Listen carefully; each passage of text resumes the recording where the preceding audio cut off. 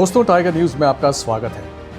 देश का अन्नदाता नाराज है। मोदी सरकार कृषि सुधार कानून लाकर किसानों की आय बढ़ाने और उसकी स्थिति सुधारने का दावा कर रही है, लेकिन किसानों को लगता है कि उन्हें धोखा दिया जा रहा है।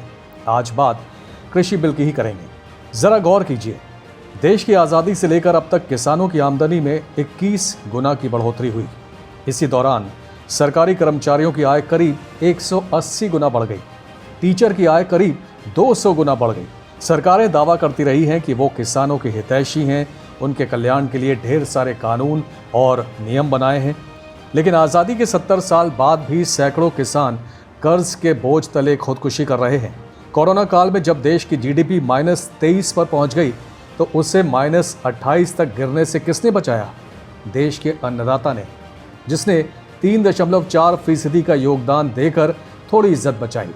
ऐसे में मोदी सरकार 3 विधेयक लेकर आई, जिन्हें जून में पहले अध्यादेश के तौर पर लागू किया गया, लेकिन अब जब उन्हें कानून बनाने के लिए संसद से पारित कराया गया तो बवाल मच गया। आइए आसान भाषा में समझते हैं तीनों विधेयक क्या हैं और किसानों के विरोध की वजह क्या है। पहला विधेयक है एसेंशियल कमोडिटीज अमेंडमेंट बिल 2020, यानी आवश्यक वस्तु अधिनियम भंडारण नियम 2020। कुछ आवश्यक वस्तुएं होती हैं जैसे आटा, दाल, नमक, आलू, प्याज, गेहूं, चावल। अगर कोई किसान या व्यापारी इसका भंडारण कर लेता है तो उसकी शॉर्टेज हो जाएगी। जब शॉर्टेज यानी कमी हो जाएगी तो रेट बढ़ जाएंगे, क्योंकि उसकी मांग बहुत ज़्यादा है। रेट बढ़ने पर व्यापारी स्टोर किया हुआ माल बाजार में बेचकर 2 गुना या 4 गुना मुनाफा कमाता है। 1955 तक भंडारण यानी होर्डिंग का खेल खूब चला। फिर सरकार कानून लेकर आई कि अगर किसी ने आवश्यक वस्तुओं का भंडारण किया तो उसका लाइसेंस कैंसिल होने के साथ ही जेल की हवा भी खानी पड़ेगी। अब सरकार ने आवश्यक वस्तु अधिनियम बिल लाकर भंडारण को फिर से मंजूरी दे दी है। शर्त यह है कि सिर्फ युद्ध और आपदा के समय ही भंडारण नहीं किया जा सकता। जून में पहले इसे अध्यादेश के तौर पर लाया गया था, वो भी कोरोना काल में। बड़े बड़े व्यापारियों को अब स्टोरेज की छूट होगी। सरकार की दलील है कि भंडारण की छूट किसान और व्यापारी दोनों को दी जा रही है। लेकिन फर्ज कीजिए किसी किसान ने प्याज बोया जिसका बोते समय रेट 10 रुपये, तो प्याज किसान भी रख ले और 2 महीने बाद जब उसका रेट 25 रुपये हो जाए तब बेचे। लेकिन सवाल यह है कि किसान को घर चलाने के लिए फौरन फसल बेचकर पैसा चाहिए होता है। दूसरा, किसान अगली फसल की तैयारी करेगा या 2 महीने तक इंतजार करेगा। तीसरा ये कि किसान के घर में कितनी जगह होती है जो वो भंडारण यानी स्टोरेज कर सकेगा। यानी किसान के पास भंडारण का ना तो कोई साधन होता है और ना ही क्षमता। जाहिर है इसका सीधा फायदा बड़े व्यापारी और कंपनियां ही उठाएंगी। किसान बिचौलियों और बड़े आढ़तियों की ओर से की जाने वाली जमाखोरी और उसके जरिए सीजन में फसल का भाव बिगाड़ने की कोशिशों से पहले ही परेशान रहे हैं। अब कॉरपोरेट्स की एंट्री उनकी तकलीफ और बढ़ाएगी। दूसरा बिल है farmers empowerment and protection agreement on price assurance and farm services bill. Hindi में कहें तो मूल्य आश्वासन पर बंदोबस्त और सुरक्षा समझौता 2020। ये बिल मुख्य तौर पर कॉन्ट्रैक्ट फार्मिंग को लेकर है। किसानों के साथ एक समस्या रही है सही दाम की। उदाहरण के तौर पर मान लीजिए जब वो गेहूं बोने गया उस समय 25 रुपये किलो बिक रहा था, लेकिन जब 4 महीने बाद फसल कटी तो उसका रेट घटकर 16 रुपये या 15 रुपये हो गया। उस समय किसान के लिए रोने के सिवाय कोई चारा नहीं रहता। इसे दूर करने के लिए सरकार ये बिल लाई है, जिसमें कहा गया है कि अब बड़ी बड़ी कंपनियां कॉन्ट्रैक्ट फार्मिंग कर सकती हैं, यानी अनुबंध कृषि कर सकती हैं। कॉन्ट्रैक्ट फार्मिंग को कुछ ऐसे समझिए, अब लेस चिप्स बनाने वाली कंपनी को आलू चाहिए, बिस्किट बनाने वाली कंपनी पार्ले जी या ब्रिटानिया को गेहूं चाहिए। इन बड़ी कंपनियों को लाखों टन आलू, गेहूं जैसी फसल की ज़रूरत पड़ती है। छोटे किसानों से जा जाकर खरीदना कंपनियों के लिए बड़ा सिरदर्द रहता है, इसलिए ये कंपनियां आलू या गेहूं बड़े व्यापारियों से खरीदती थीं जो उन्हें महंगा मिलता था। लेकिन कॉन्ट्रैक्ट फार्मिंग से ये तस्वीर बदल सकती है। कॉन्ट्रैक्ट फार्मिंग में ये कंपनियां पूरे के पूरे गांव से कॉन्ट्रैक्ट कर सकेंगी। अब इस गांव में जितने लोगों की ज़मीन होगी उन सब से कंपनी कॉन्ट्रैक्ट कर लेगी और कंपनी के मुताबिक किसान आलू या गेहूं की बुआई करेंगे। इसके लिए बुआई से पहले ही एक रेट फिक्स कर लिया जाएगा। मान लीजिए गेहूं की पैदावार को लेकर 25 रुपये के रेट तय हुआ, तो ऐसा करने से किसान और कंपनी दोनों की टेंशन दूर हो जाएगी। किसान को जहां ये चिंता नहीं रहेगी कि उसे उसकी मर्जी का रेट मिल रहा है, कंपनी सप्लाई की तरफ से निश्चिंत हो जाएगी। अप्रैल में जब गेहूं की कटाई होगी तो जिसके खेत में जितना गेहूं का उत्पादन हुआ उसे 25 रुपए किलो के हिसाब से कंपनी पेमेंट कर देगी। किसान को अब इस बात का डर नहीं रहेगा कि मंडी में गेहूं 15 रुपए पहुंच गया या 10 रुपए। उसे तो पहले से तय किया गया रेट ही मिलेगा और गेहूं लाद कर मंडी तक ले जाने की भी जरूरत नहीं, क्योंकि कंपनी का ट्रक गांव से ही गेहूं उठा लेगा। लेकिन कॉन्ट्रैक्ट फार्मिंग में एक पेच है। मान लीजिए गेहूं की कटाई के बाद मंडी में रेट 50 रुपए किलो हो गया और किसान ने मुनाफे के चक्कर में बाहर जाकर बेच दिया तो क्या होगा? दूसरी स्थिति यह भी हो सकती है कि जिस कंपनी ने कॉन्ट्रैक्ट किया उसे घाटा हो गया या कंपनी बंद हो गई और उसने गेहूं लेने से मना कर दिया, तो किसानों का क्या होगा?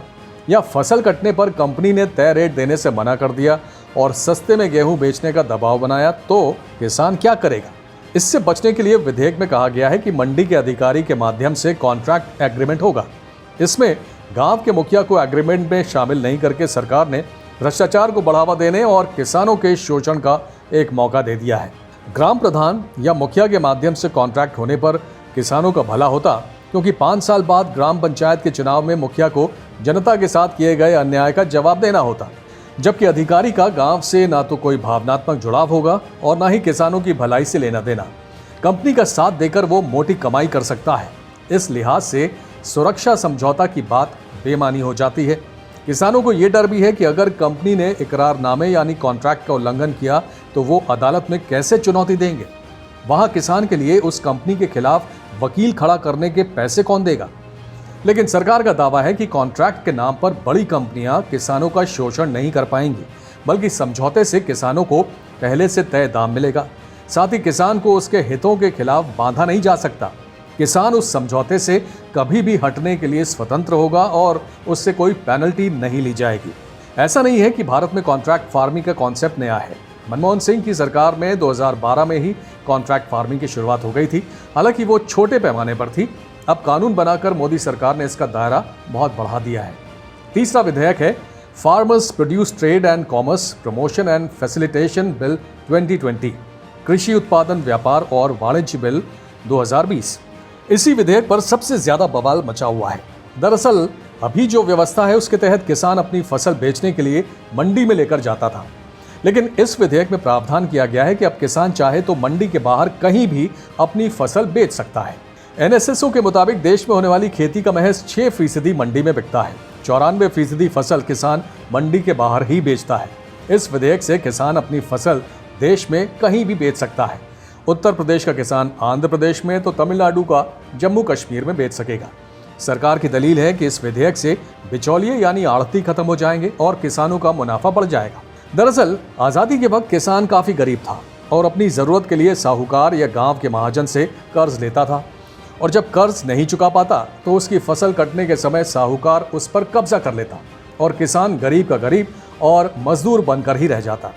इस तरह होने वाले किसानों के शोषण को रोकने के लिए सरकार एपीएमसी नियम या एग्रीकल्चरल प्रोड्यूस मार्केट कमेटी यानी एपीएमसी लेकर आई, जिसमें किसानों को अपनी उपज मंडियों में नीलामी के जरिए बेचनी थी।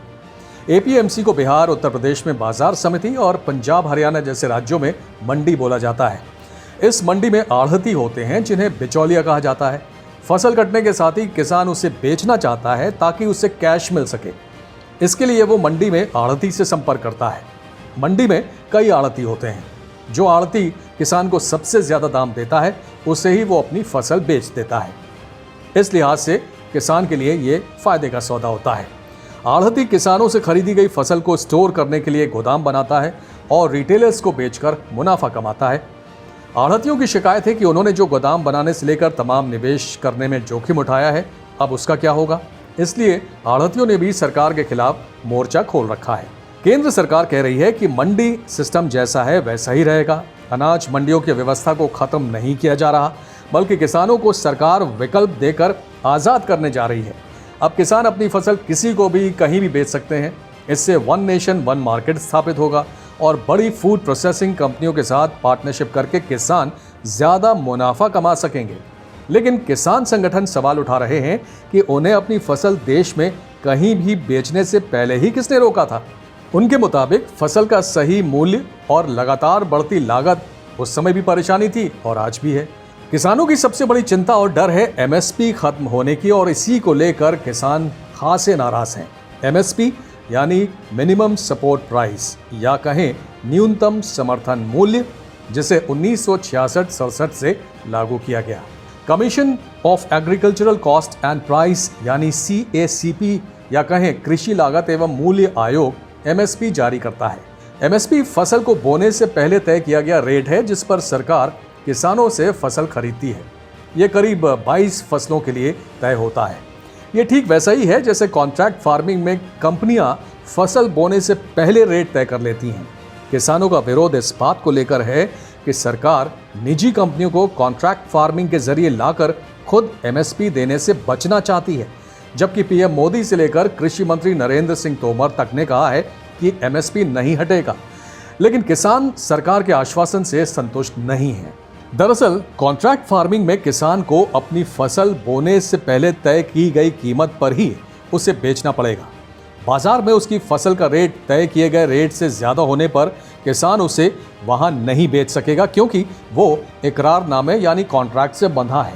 एमएसपी में किसानों को ये छूट है कि अगर बाजार में उसे अपनी फसल का रेट एमएसपी से ज्यादा मिल रहा है तो वो उसे वहां बेच सकता है। इसलिए किसानों को डर है कि अगर एमएसपी खत्म होता है तो उनकी सुरक्षा खतरे में पड़ सकती है। कुछ लोगों का मानना है कि सरकार एमएसपी खत्म नहीं करना चाहती और किसानों से खरीदना भी नहीं चाहती, क्योंकि एमएसपी पर खरीदने के बाद सरकार को अनाज सस्ते दामों पर बेचना पड़ता है राशन की दुकानों पर, जो सरकारी खजाने पर बड़ा बोझ है। इसलिए सरकार कॉन्ट्रैक्ट फार्मिंग के जरिए निजी क्षेत्र की एंट्री करवा रही है।